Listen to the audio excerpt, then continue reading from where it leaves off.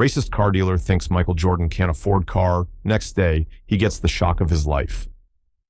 When nobody expected it, a simple trip to buy a luxury car turned into a lesson about not judging people by appearances. The car dealership was known for serving wealthy clients, but nobody could have predicted what would happen when basketball legend Michael Jordan walked through those doors. Comment where you're watching from today, because this story about prejudice, redemption, and the power of dignity will leave you speechless. It was a crisp autumn morning in Chicago, the kind of day when the wind carried just enough chill to remind you winter was approaching. The showroom of Elite Automotive gleamed under carefully positioned spotlights, each beam highlighting the curves and contours of vehicles worth more than most people's annual salaries. The polished marble floors reflected the overhead lights, creating an atmosphere of exclusivity and luxury. The dealership had just opened for the day, and Richard Morgan, the senior sales manager, was adjusting his designer tie as he surveyed his domain. Richard had built his reputation on identifying big spenders the moment they walked in. 20 years in luxury car sales had sharpened his instincts for separating serious buyers from dreamers. His commission checks were legendary among the sales staff, a testament to his ability to close deals with the city's elite. "Morning, Richard," called out Thomas, a younger salesman who had been working under Richard's watchful eye for the past 6 months. "Heard we're getting the new limited edition models in next week." Richard nodded. "Already have 3 clients lined up to view them. That's how you move inventory, Thomas. Pre-selling before the cars even hit the showroom floor." Outside, a black SUV with tinted windows pulled into the parking lot. Neither Richard nor Thomas paid it much attention. SUVs were common in Chicago, especially as winter approached. The driver's door opened, and a tall, athletically built African-American man in casual clothes stepped out. He wore jeans, a plain white t-shirt, and a baseball cap pulled low over his eyes. Nothing about his attire screamed wealth or status. The man walked with a distinctive gait, a smooth confidence that came from years of athletic excellence, but with his face partially obscured by the cap and sunglasses, he maintained a level of anonymity that he had grown to appreciate in his years since retirement. This was Michael Jordan, perhaps the greatest basketball player of all time, and a successful businessman with a net worth in the hundreds of millions. But today, he wasn't interested in being recognized. He simply wanted to add another vehicle to his extensive collection. As Jordan pushed open the glass doors of the dealership, the subtle scent of leather and new car interiors greeted him. He paused for a moment, scanning the array of luxury vehicles. His eyes settled on a sleek, midnight blue sports car in the center of the showroom. The latest model, exclusive and powerful, exactly what he had come looking for. Richard glanced up at the sound of the doors opening and quickly assessed the new arrival. His practiced eye noted the casual clothes, the lack of visible jewelry or accessories that might signal wealth. In an instant, he made a judgment. Not a serious buyer. Probably just killing time, admiring cars he couldn't afford. Richard gave Thomas a subtle nod, their unspoken signal for handling what they considered window shoppers. Thomas approached with a practiced smile. "Good morning, sir. Just looking around today?" Jordan offered a slight nod. "Actually, I'm interested in that one." He pointed toward the midnight blue sports car. "Ah, excellent taste," Thomas replied, his tone professional but carrying an undercurrent of doubt. "That's our premium model, very exclusive. Only a limited number available worldwide." "Specifications?" Jordan asked, his voice calm and measured. Thomas began reciting facts about horsepower, acceleration, and technological features, while Jordan listened attentively, occasionally nodding. From across the showroom, Richard observed the interaction with growing impatience. In his mind, this was a waste of Thomas's time that could be spent with more promising clients. After a few minutes, Richard decided to intervene. He straightened his jacket and strode across the floor with the confidence of someone who believed they could read people instantly. "Thomas, I believe the Andersons will be arriving shortly for their appointment. I can take over here." Thomas nodded and excused himself, leaving Jordan face to face with Richard. "I see you're admiring our flagship model," Richard said, his tone noticeably cooler than Thomas's had been. "It's quite popular with professional athletes and executives. Starts at $350,000. Jordan nodded, unperturbed by the salesman's transparent attempt to establish the vehicle's exclusivity. "I'd like to see it in more detail." Richard's smile tightened almost imperceptibly. Of course, though I should mention we typically arrange private viewings for serious buyers. Perhaps you'd like to start with something more accessible? He gestured toward a section of the showroom where less expensive models were displayed. The implication was clear, and it hung in the air between them. Jordan remained silent for a moment, studying Richard's face. He had encountered prejudice throughout his life, even after achieving fame and fortune. Sometimes it was overt, sometimes subtle, like now. The assumption that a casually dressed black man couldn't possibly afford the dealership's most expensive offerings was written all over Richard's carefully composed expression. Other potential customers began to filter into the showroom, some casting curious glances in their direction. A young couple browsing nearby had recognized Jordan despite his cap and sunglasses and were whispering excitedly to each other. "I'm interested in this model," Jordan repeated calmly, refusing to be redirected. "If that's a problem, I can find another dealership." Richard's professional veneer remained intact, though his eyes betrayed his skepticism. "Not at all, but perhaps we should discuss financing options first. These vehicles require substantial down payments, and the approval process for loans of this magnitude can be rigorous." Jordan could have revealed his identity then, could have put this condescending salesman in his place with a single introduction, but something made him hold back. There was a principle at stake, one that transcended his personal situation. Why should anyone be judged by their appearance rather than treated with basic respect and dignity? "I won't be requiring financing," Jordan stated simply. Richard raised an eyebrow, unconvinced. "Even so, sir, perhaps we should start by establishing what you're looking for in terms of budget and features. Not everyone understands the true cost of luxury vehicle ownership, insurance, maintenance, depreciation." The patronizing explanation was the final straw. Jordan removed his sunglasses, looking Richard directly in the eyes. Though he didn't announce himself, the unmistakable intensity of his gaze, famous from countless basketball games and championship victories, was difficult to miss. "I understand exactly what I'm looking for," Jordan replied, his voice carrying just enough edge to make Richard pause. "The question is whether you're interested in selling it to me." Richard's expression flickered with uncertainty as he met Jordan's gaze. Something about the tall man's unwavering confidence and penetrating stare struck a chord of recognition, but he couldn't quite place it. The dealership had grown busier, with several other customers now milling about the showroom floor. The low murmur of excited whispers began to spread through the space. "Well, of course, we're interested in selling." Richard backpedaled slightly, still clinging to his assumptions. "I simply want to ensure you understand what you're getting into.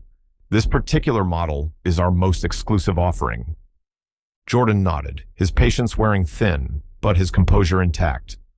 "I'm aware of that. I'd like to see the features, take it for a test drive, and discuss purchase options. Today?" The directness caught Richard off guard. "A test drive requires proof of insurance and a credit check for vehicles in this price range. It's policy." "That won't be necessary," came a new voice. Thomas had returned and was approaching them with an expression of poorly concealed excitement. "Mr. Morgan, could I speak with you for a moment? It's important." Richard frowned at the interruption, but followed Thomas to a discreet corner of the showroom, clearly annoyed. "Do you know who that is?" Thomas whispered urgently, his eyes wide. "Some window shopper wasting our time," Richard replied dismissively. Thomas shook his head in disbelief.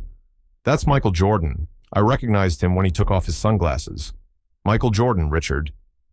The color drained from Richard's face as the realization hit him.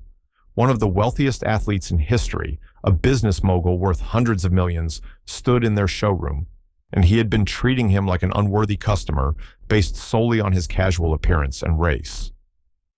"Are you absolutely certain?" Richard's voice had dropped to a strained whisper. "Positive," Thomas confirmed. "The couple over by the SUVs recognized him too. They're trying to work up the courage to ask for an autograph." Richard swallowed hard, straightening his tie as he tried to compose himself. His mind raced through the implications. Not only had he potentially lost a massive sale, but if word got out about how he'd treated Michael Jordan, his reputation would be irreparably damaged. Meanwhile, Jordan had moved closer to the sports car, examining its lines with genuine appreciation. He ran a hand along the smooth exterior, ignoring the stares and whispers from other customers who were gradually recognizing the basketball legend in their midst. Richard approached again, his demeanor completely transformed. "I apologize for the misunderstanding, Mr. Jordan. I didn't realize who you were. We would be honored to give you a private tour of our most exclusive vehicle." Jordan turned to face him, his expression unreadable. "Interesting. My name seems to change how you treat me." The statement hung in the air between them, simple yet devastating in its truth. Richard had the decency to look ashamed, though his concerns remained primarily self-interested, focused on salvaging the sale and his reputation rather than acknowledging his prejudice. "Allow me to restart," Richard said, extending his hand. "Richard Morgan, Senior Sales Manager. It's truly an honor to have you in our dealership." Jordan looked at the offered hand for a moment before shaking it firmly. "I'm still interested in the car, not the special treatment." By now, the entire showroom had caught on to the celebrity in their midst. Other salespeople hovered nearby, hoping to be introduced. The manager's office door opened, and a well-dressed woman hurried across the floor toward them. "Mr. Jordan, what an unexpected pleasure," she said warmly, introducing herself as Elena Winters, the dealership owner. "Please accept our apologies for any inconvenience. We'd be delighted to show you our executive lounge while we prepare the vehicle for your inspection." Jordan politely declined the special treatment. "I'd rather just see the car. That's why I came in today." Elena shot Richard a questioning look, silently demanding an explanation for why their VIP customer seemed displeased. Richard avoided her gaze, focusing instead on recovering the situation. "Of course, Mr. Jordan. Let me show you the vehicle's unique features," Richard said, moving toward the sports car with renewed enthusiasm. "This model comes with customizable interior options, including handcrafted leather from Italy and wood trim from sustainable forests." As Richard launched into his well-rehearsed sales pitch, Jordan listened with only partial attention. His thoughts were on the stark contrast in treatment, how quickly respect was granted once his identity was known, and how readily it had been withheld when he was just another black man in casual clothes. Thomas observed from a discreet distance, clearly uncomfortable with his colleague's transparent transformation. When Jordan glanced in his direction, Thomas offered an apologetic smile. "Would you like to sit inside, Mr. Jordan?" Richard asked, opening the driver's side door with a flourish. Jordan nodded and settled into the luxurious seat, his tall frame fitting perfectly in the sports car's ergonomic design. The leather was soft, the dashboard sleek and sophisticated. This was exactly the kind of vehicle he had been looking for, but the experience of purchasing it had been tainted. "The steering wheel and seat positions are fully adjustable," Richard continued, reaching across to demonstrate the controls. "The entertainment system is voice-activated, and the navigation is the most advanced on the market." Jordan ran his hands over the steering wheel, feeling the quality of the materials. "And the performance specifications?" Richard eagerly detailed the horsepower, torque, acceleration capabilities, and top speed, his enthusiasm genuine now that he believed a sale was imminent.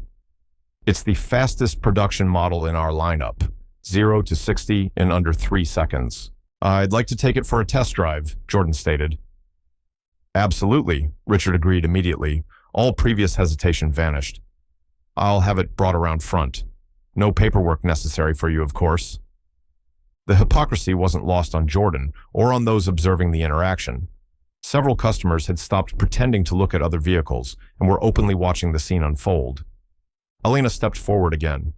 "Mr. Jordan, we'd be honored if you'd allow us to offer you our VIP purchasing experience. We can have all the paperwork prepared while you test drive the vehicle and complete the sale today if you're satisfied."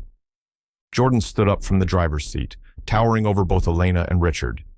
"I appreciate the offer, but I'd like to be treated like any other serious customer. Not better, not worse." The statement carried weight beyond the immediate context. It was about dignity, about being judged by character rather than appearance or celebrity status. Richard had the grace to look genuinely embarrassed now, beginning to understand the magnitude of his error in judgment. "Of course," Elena replied, sensing the underlying tension. "Thomas, would you please assist Mr. Jordan with the test drive? Standard procedure for all our valued customers. Thomas stepped forward with a genuine smile, clipboard in hand. I'd be happy to, Ms. Winters. Mr. Jordan, if you'll follow me, we can complete the brief test drive form and get you on the road in no time.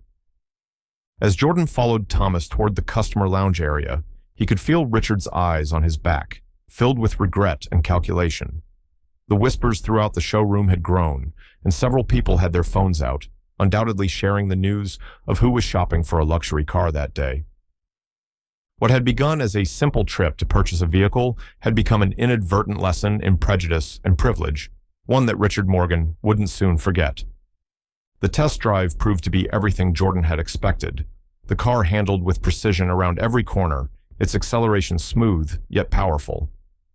Thomas sat in the passenger seat, professional but unable to completely hide his excitement at sharing this experience with a sports legend. Unlike Richard, he spoke to Jordan with genuine respect that seemed unrelated to his celebrity status. "What do you think of the handling?" Thomas asked as Jordan navigated through a gentle curve on the highway. "Responsive," Jordan replied, a hint of appreciation in his voice. "The balance is impressive." They drove for about 20 minutes, testing the vehicle's capabilities within legal limits. Jordan had owned dozens of luxury cars throughout his career and post-retirement life, each one selected with careful consideration. This one met his standards, if only the initial customer service had done the same. "You've been in the business long?" Jordan asked as they headed back toward the dealership. Thomas nodded. "About 3 years, still learning the ropes." "You treated me differently than Richard did. Why?" The direct question caught Thomas off guard. He considered his answer carefully before responding. "Everyone deserves respect when they walk through our doors. My father taught me that. You can't tell someone's story by looking at them." Jordan nodded slightly, appreciating the honest answer. As they pulled back into the dealership parking lot, he had already made several decisions about how the rest of this interaction would unfold. The atmosphere inside had subtly changed during their absence. Word had spread about Michael Jordan's presence, and the showroom now contained noticeably more staff and customers than when they'd left. Richard was waiting by the entrance, his expression simultaneously anxious and eager. "Welcome back, Mr. Jordan," he said as Jordan and Thomas entered. "I trust the vehicle met your expectations?" "It did," Jordan confirmed, handing the keys to Thomas rather than Richard, a small but pointed gesture that wasn't lost on either man. "Excellent," Richard continued, seemingly oblivious to the slight. "Ms. Winters has prepared our executive office for you to complete the paperwork. We're prepared to offer our VIP package, which includes complimentary detailing services for the first year and priority maintenance scheduling." The special treatment continued to flow now that his identity was known, each offer highlighting the stark contrast with his initial reception. Jordan maintained his composure, but his decision had solidified during the drive. "Before we proceed, I'd like to speak with Ms. Winters," Jordan stated. Richard's smile faltered slightly. "Of course, she's waiting in her office. Right this way." As they walked through the showroom, other customers watched with undisguised interest. Some had their phones out, recording discreetly or taking photos. By tomorrow, this story would likely be circulating on social media, something Jordan had anticipated but wasn't particularly concerned about. Elena Winters rose from behind an impressive desk as they entered her office. The space was elegantly appointed, with awards and certification plaques adorning the walls, testament to the dealership's prestigious status. "Mr. Jordan, please have a seat," she said, gesturing to a comfortable leather chair. "Can I offer you anything? Coffee, water, perhaps champagne to celebrate your purchase?" "Just a conversation," Jordan replied, sitting down with the natural grace of an athlete. "In private." Elena nodded immediately, and Richard reluctantly excused himself, closing the door behind him. "I understand there may have been some miscommunication earlier," Elena began once they were alone. "On behalf of Elite Automotive, I want to personally apologize for any discomfort you experienced." Jordan leaned forward slightly. "It wasn't miscommunication, Ms. Winters. It was prejudice. Your sales manager took one look at me, a black man in casual clothes, and decided I couldn't afford your vehicles." Elena's professional smile faltered. Mr. Jordan, I assure you that Elite Automotive has a strict non-discrimination policy. If Richard behaved inappropriately, I'm not here to get anyone fired, Jordan interrupted, but I won't pretend it didn't happen either. There was a moment of silence as Elena processed his words. To her credit, she didn't attempt to deny the accusation further. What would you like me to do? She asked finally. I'm still interested in purchasing the car, Jordan said, but I have two conditions. Elena nodded, waiting. First, I want Thomas to handle the sale and receive the full commission. Consider it done, Elena agreed immediately. Second, Jordan continued, I want your dealership to implement a proper training program about unconscious bias. Not just a one-time seminar, but ongoing education. Richard isn't the only salesperson who makes snap judgments based on appearance. Elena considered this request with more hesitation. It was an admission that something was systemically wrong with her business. Never an easy thing for an owner to acknowledge. We do have diversity training, she began. Enhance it, Jordan said simply. Make it meaningful, or I can take my business elsewhere and share today's experience with my considerable social network. The implication was clear. Michael Jordan's influence extended far beyond basketball. His endorsement, or criticism, carried significant weight. Elena nodded slowly. I understand. You have my word that we'll implement a comprehensive program. I'd welcome your input on what that should include. I'll have my foundation contact you, Jordan replied. They've done work in this area. With the terms established, they shook hands. Elena personally escorted Jordan back to the showroom floor, where Richard was hovering anxiously near Thomas's desk. Thomas will be completing Mr. Jordan's purchase, Elena announced, her tone leaving no room for argument. Richard, I'd like to see you in my office afterward. The look on Richard's face revealed he understood the implications. His commission, likely worth thousands of dollars, was gone, and his position might be in jeopardy as well. He nodded stiffly and retreated to another part of the showroom.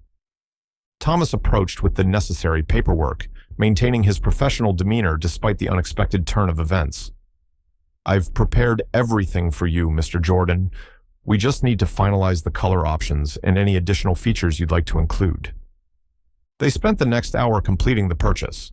Jordan selected the midnight blue exterior with a custom leather interior, added several premium features, and arranged for delivery to his residence the following week. Throughout the process, Thomas remained respectful and attentive without the excessive deference that often accompanied celebrity recognition. As Jordan signed the final documents, he noticed Richard watching from across the showroom, his expression a complex mixture of regret and resentment. The lesson had been delivered, but whether it would be truly learned remained to be seen. Congratulations on your new vehicle, Mr. Jordan, Thomas said, handing over a folder with copies of all the paperwork. It's been an honor working with you today. Jordan accepted the folder with a nod. You've got good instincts, Thomas, not just about cars, but about people. The compliment was sincere, acknowledging the young salesman's integrity in a profession often associated with slick talk and pressure tactics. Thank you, sir, Thomas replied. That means a lot coming from you. As Jordan prepared to leave the dealership, Elena approached once more. Everything has been arranged to your satisfaction, Mr. Jordan. I want to thank you for your patience today and for bringing these issues to my attention personally. Actions speak louder than words, Ms. Winters, Jordan replied. I'll be watching to see what changes are implemented here. With that, he walked toward the exit, leaving behind a dealership forever changed by his visit. What had begun as a simple car purchase had evolved into a powerful statement about dignity, respect, and the persistent reality of prejudice, even for someone as universally recognized as Michael Jordan. Outside, his driver was waiting with the SUV. As Jordan settled into the back seat, he reflected on the day's events. The car would be delivered next week, but the impact of his visit would resonate long after that. Sometimes, the most effective statements were made not through words, but through actions and the quiet insistence on being treated with basic human dignity. The story of what happened at Elite Automotive spread quickly. By the following morning, social media was buzzing with accounts, some accurate, some exaggerated, of how Michael Jordan had been racially profiled while shopping for a luxury vehicle. Several customers who had witnessed the interaction posted their perspectives online, and while the dealership maintained a diplomatic silence, the court of public opinion had already rendered its verdict. Richard Morgan awoke to find his name trending in local Chicago forums. Though most posts didn't identify him specifically, referring only to a racist salesman at Elite Automotive, it wouldn't take long for people to connect the dots. He scrolled through the comments on his phone with growing horror, realizing that his career might never recover from this incident. The call from Elena came early, requesting his presence at the dealership 2 hours before opening. Richard dressed mechanically, his mind racing through potential defenses and explanations. He had worked at Elite for almost 15 years, built a reputation as their top performer. Surely that counted for something. When he arrived, Elena was waiting in her office with the company's legal counsel and head of human resources, never a good sign. "Richard," Elena began once he was seated, "I've spent most of the night dealing with the fallout from yesterday's incident. Our social media accounts are flooded, and 3 major news outlets have requested statements." Richard shifted uncomfortably. "Ms. Winters, I want to assure you that I had no intention of—" She raised a hand, stopping him mid-sentence. "Your intentions are secondary to your actions and their impact. Mr. Jordan was profiled and treated disrespectfully in our dealership based on his appearance and race. That's unacceptable under any circumstances." The HR director slid a document across the desk. "We're placing you on administrative leave while we conduct a full investigation. 2 weeks, paid." "This feels like an overreaction," Richard protested, panic rising in his throat. "It was one mistake with one customer." Elena's expression hardened. "It's one mistake that was witnessed by dozens of people, involves one of the most famous and respected black athletes in history, and perfectly illustrates the everyday racism that many of our customers face. I doubt it's your first such mistake, Richard, just the first time you've been called on it so publicly." The truth of her words stung. Richard had made similar judgments countless times throughout his career, sizing up customers based on appearance, treating those who didn't fit his profile of wealthy with subtle dismissiveness. It had become so ingrained he barely noticed himself doing it. "What happens after the 2 weeks?" he asked quietly. "That depends on several factors," Elena replied. "Your willingness to acknowledge the problem, your commitment to change, and the implementation of a dealership-wide training program that Mr. Jordan has requested as a condition of his continued business." Richard nodded slowly, the gravity of the situation finally sinking in. He signed the paperwork and left the dealership, feeling as though his world had shifted on its axis. 15 years of sales success suddenly seemed hollow when weighed against the single interaction that might define his career. Meanwhile, across town, Michael Jordan was in a meeting with executives from his charitable foundation. The incident at the dealership had reinforced his commitment to addressing systemic racism in everyday interactions, not just through grand gestures, but through targeted educational initiatives. "I want to use what happened yesterday as a teaching moment," Jordan explained to his team. "Not just for that dealership, but for businesses across the country. This isn't about public shaming. It's about creating meaningful change." His foundation's director of community outreach nodded. "We've already drafted a training program that addresses unconscious bias in customer service. Elite Automotive could be our first corporate partner." "Make it happen," Jordan agreed, "and find Thomas, the salesman who treated me with respect from the beginning. I want to offer him a position with our foundation's outreach team." As the meeting continued, Jordan's phone buzzed with a notification. The dealership had issued a public statement acknowledging the incident, apologizing for the unacceptable treatment of a valued customer, and announcing a comprehensive review of their customer service practices. They didn't mention him by name, a discretion he appreciated, but the message was clear. That afternoon, the midnight blue sports car was delivered to Jordan's residence, a full week ahead of schedule. Thomas personally oversaw the delivery, bringing with him a letter from Elena Winters. "Ms. Winters asked me to deliver this along with the vehicle," Thomas explained, handing over the sealed envelope. Jordan opened it once the young salesman had departed. Inside was a handwritten note. "Mr. Jordan, your dignity in the face of disrespect yesterday was a powerful lesson to our entire team. The incident has prompted important conversations that were long overdue at Elite Automotive. While I regret the circumstances that necessitated these changes, I am grateful for the opportunity to make our dealership a more inclusive environment." The training program you requested is being developed, and we welcome your foundation's input. Additionally, we have established a zero-tolerance policy for discriminatory behavior of any kind. Thank you for your grace in an uncomfortable situation. Your new vehicle comes with our sincere apologies and lifetime maintenance services. Respectfully, Elena Winters. Jordan placed the letter on his desk, thoughtful. The apology seemed genuine, the promised actions substantive rather than symbolic. It was a start. The following day, Richard Morgan sat in his living room, staring at his laptop screen. After hours of soul-searching and uncomfortable self-examination, he had drafted an email to Jordan via his foundation's contact address. It had gone through dozens of revisions as Richard struggled to express genuine remorse rather than self-serving excuses. "Mr. Jordan," the email began, "you don't owe me your time or attention, but I hope you'll accept my sincere apology for my behavior at Elite Automotive. There are no excuses for how I treated you. I've spent the past 2 days confronting uncomfortable truths about patterns in my interactions that I had previously justified or ignored. I understand that apologies without action are meaningless.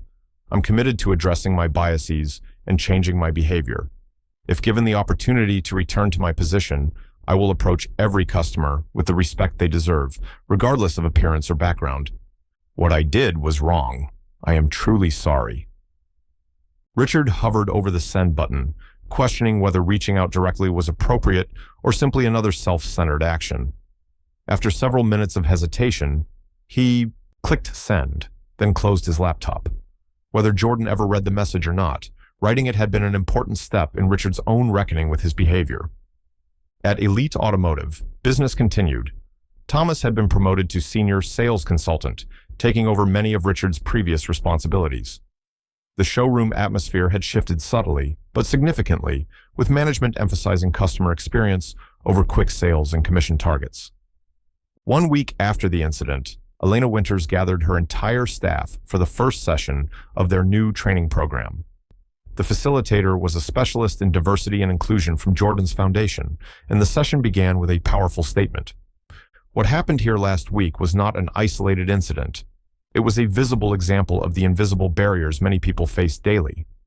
Today marks the beginning of our journey to ensure that every person who walks through these doors is treated with equal respect and dignity, not because they might be famous, but because it's the right thing to do. As for Michael Jordan, he added the midnight blue sports car to his collection with little fanfare. The vehicle itself was exceptional, but its acquisition had become something more significant than a simple purchase.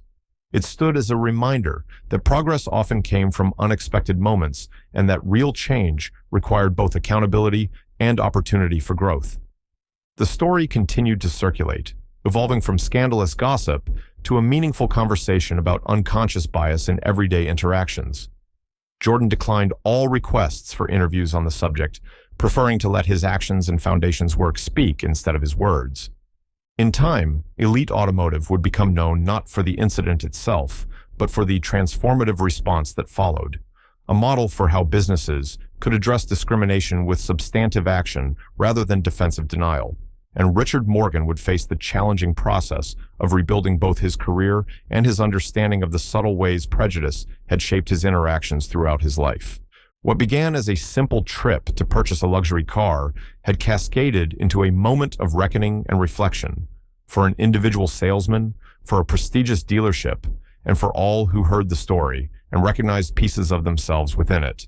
And so, the story of Michael Jordan and the racist car dealer teaches us a powerful lesson about judging people based on appearances, whether it's the color of someone's skin, the clothes they wear, or how they present themselves.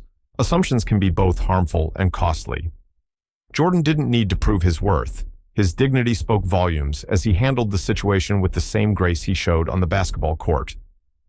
Has someone ever underestimated you? Or have you caught yourself making snap judgments about others based on how they look? Let us know in the comments below.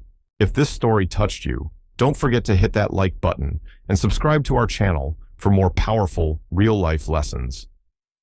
Ring that notification bell so you never miss our uploads. Thanks for watching today's video. Remember, respect isn't about status or celebrity. It's about recognizing the humanity in everyone we meet. Drop a ball in the comments if you made it to the end, and let us know where you're watching from today. See you in our next video, where we'll share another incredible story that will leave you speechless.